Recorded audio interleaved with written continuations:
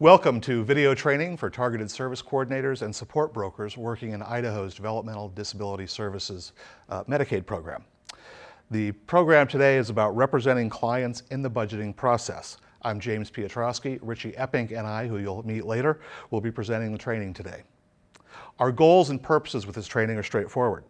We'll be providing information, tools, and techniques to represent individuals in the adult DD Medicaid program.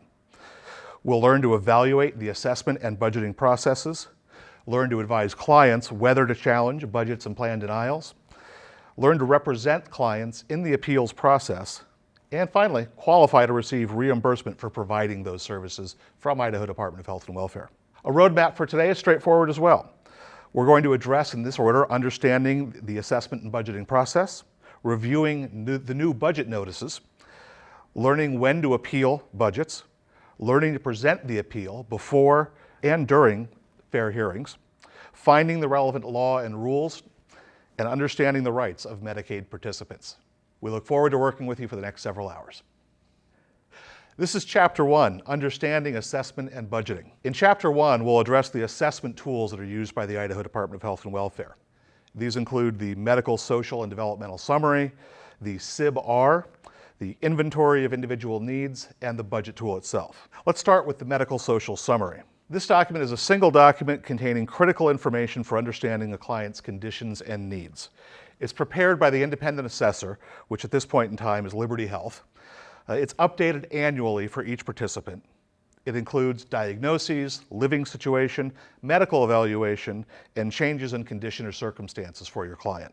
The MedSoc Summary is a resource for basic information about a client's history, needs, and treatment. The MedSoc Summary is important to you as a care provider. It has less effect on the actual budgeting process, but it is full of a lot of information that I've always found useful in getting to know a client, especially a new client. The next assessment tool is the SIB-R, or the Scales of Independent Behavior Revised.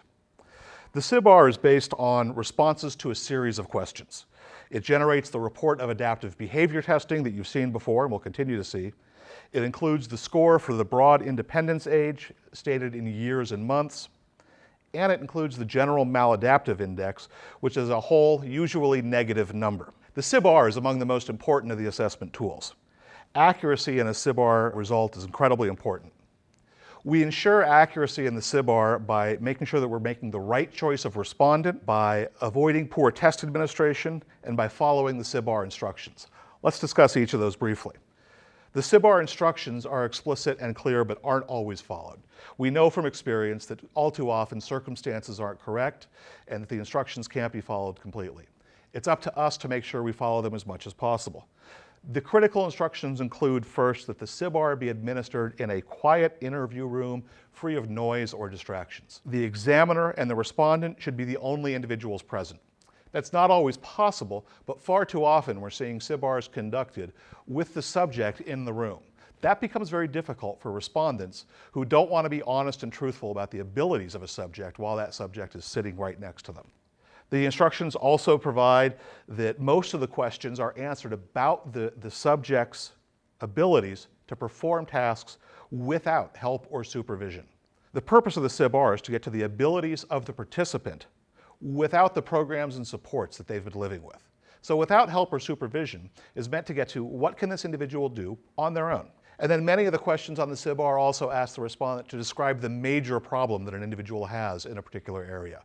This is, again, goes back to proper choice of respondent, somebody who knows the subject well and can talk in detail about what is the major problem, as well as what are some of the less major problems that that individual faces.